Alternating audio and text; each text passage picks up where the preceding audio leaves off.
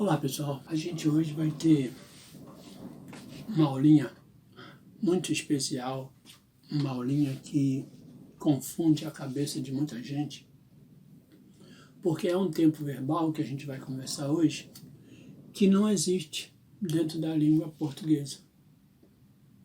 E por causa disso, a forma de se falar desse tempo verbal é confundida às vezes com o passado e até mesmo com o presente simples. Então veja, o nome desse tempo verbal em inglês chama-se presente perfeito, tá?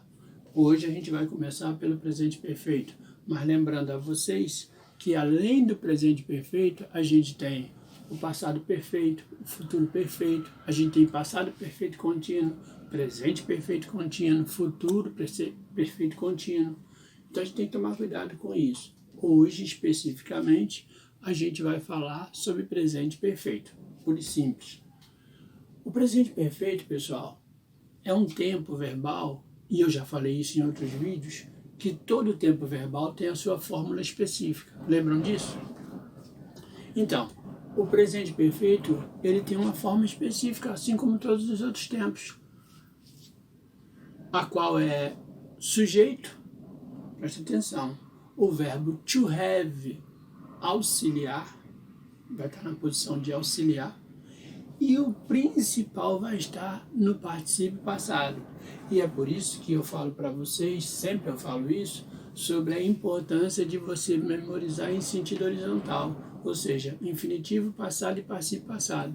Então, se você tem, por exemplo, o verbo amar, né, que é o verbo to love, né, que a gente pega sempre como referência nas minhas aulas anteriores. Então, você sabe que o verbo amar é to love, e ele, por ser um verbo regular, no passado ele vai ser loved, loved. Então, amar, amou, amado. Esta fórmula de presente perfeito vai ser justamente com o sujeito, que no caso vamos botar eu em primeira pessoa. I have loved, porque eu vou pegar o amar no particípio passado e vou fazer a fórmula desse tempo verbal. Ou seja, sujeito, verbo have auxiliar, verbo principal no particípio passado. A fórmula é essa para qualquer situação que você venha viver dentro desse tempo verbal. Então, se eu falo assim, por exemplo, a gente sabe, e se tratando de condições meteorológicas, o it vai estar sempre entrando como pronome de referência. Então, digamos que eu falo assim, por exemplo, it has, e aqui eu estou jogando has porque é a terceira pessoa, ele, o tempo que tem chovido, it has rained, né? Lately. Então, it has rained, tem chovido ultimamente. It has rained lately. Se esta frase estivesse entre 20 frases e eu perguntasse a você que ela fosse a frase de número 11, por assim dizer, me diga uma coisa, pessoal, esta frase de número 11, ela se encontra em que tempo verbal? Aí vocês falariam, professor, ela está no presente perfeito. E eu perguntaria por quê? Muito simples, porque ela é composta do pronome, que é o sujeito da oração, ela tem has como verbo auxiliar, tem o verbo chover, que é o verbo to rain, no particípio passado, tem chovido ultimamente. Perceberam, pessoal, a importância de vocês conhecerem a fórmula do tempo verbal? E esse tempo, ele tem uma característica específica, a qual ele faz referência a tudo que começou há uma hora, há uma semana, há um mês, há um ano, há uma década, há um século atrás e que perdure até o momento que se fala. Então não esqueça esse detalhe importante. O presente perfeito tem como característica demonstrar que está perdurando alguma situação do passado até o presente momento. Então, se eu falo que tem chovido ultimamente, é porque pode ter começado há 3, 4 dias, uma semana, ou até mesmo um mês, e não parou ainda. Hoje o tempo está nublado, pode ser que chova, então eu olho para o tempo e falo, tem chovido ultimamente. It has rained lately. Tem chovido ultimamente. Por quê? Porque já começou há alguns dias, ou talvez algumas semanas. Então eu uso o presente perfeito. Então, por exemplo, vamos dizer assim, eu caí quando eu era jovem e eu machuquei meu pulso. Né? Eu sempre dou esse exemplo porque de fato aconteceu.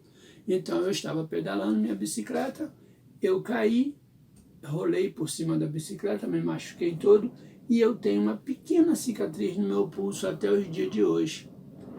Se eu tivesse caído, preste atenção nisso, pessoal, se eu tivesse caído e não tivesse deixado nenhuma cicatriz, quando eu fosse narrar esse pequeno acidente, eu teria que narrar no passado simples. Mas a partir do momento que deixou uma pequena sequela no meu pulso, em forma de cicatriz, simples cicatriz, eu tenho que falar em presente perfeito. Então, quando eu tinha 15 anos, eu estava andando de bicicleta, eu caí e me machuquei. Olha aqui, ó. Aí eu mostro a cicatriz. Então, eu machuquei meu pulso quando eu era jovem. Entenderam isso, pessoal?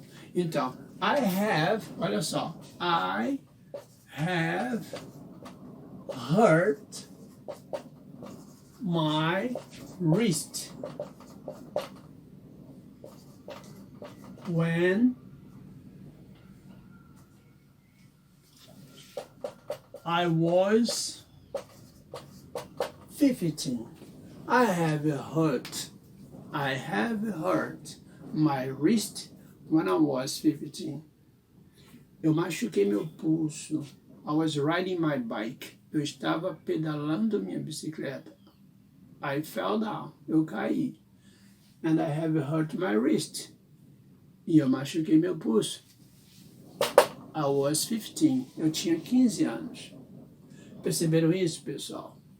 Então, se eu falo, por exemplo, em outras situações, esse tempo verbal, a gente tem que tomar cuidado. Digamos que eu cheguei num determinado local e tem alguém me esperando e já são meio-dia. E essa pessoa fala assim, I have been here since 8 o'clock. Ó, a pessoa fala para mim.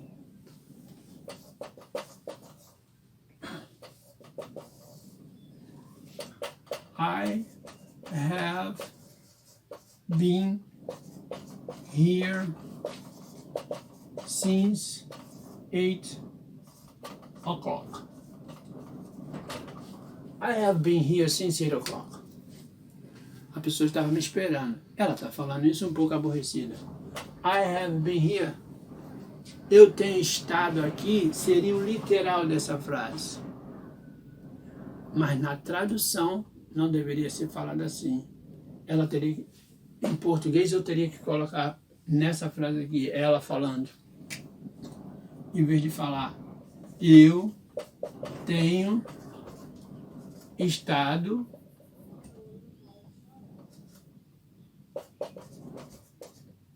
aqui desde as 8 horas. Eu tenho estado, está errado. A tradução correta é eu estou, certo? Aqui desde as 8 horas. Preste atenção nisso, pessoal. Eu não posso traduzir algumas frases em presente perfeito em sentido literal, porque na nossa língua portuguesa vai estar errado. Só que a gente vai falar sobre isso em outros vídeos. Mas é importante salientar desde já que você tem que estudar esse tempo com atenção dobrada, porque ele não existe na nossa língua e porque existem alguns detalhes que na tradução você pode incutir alguns erros. Tomar cuidado com isso. Então, I have been here since 8 o'clock waiting for you. Eu estou aqui desde as 8 horas esperando por você. A pessoa falando para mim.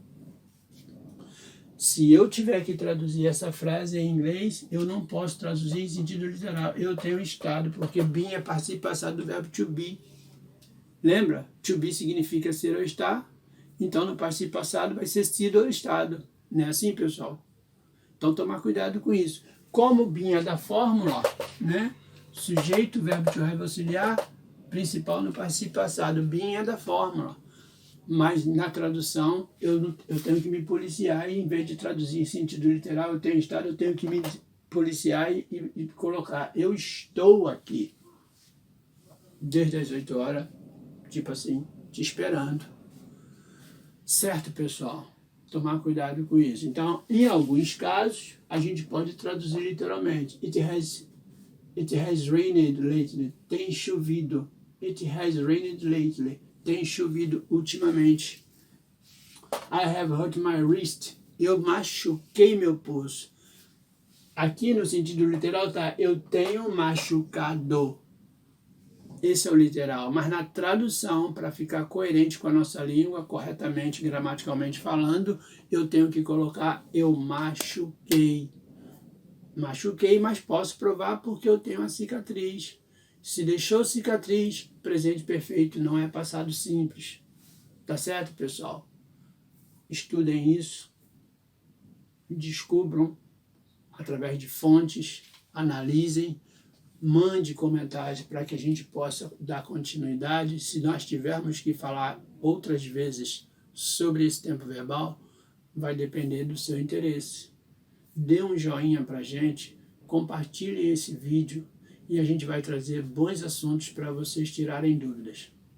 Perfeito, pessoal? Esse assunto é Present Perfect. Present Perfect. Presente perfeito, pessoal. É o nome desse tempo verbal. Tá certo? Dê um joinha aí pra gente. Muito obrigado. A gente se vê no próximo vídeo. Grande abraço do professor Valdir.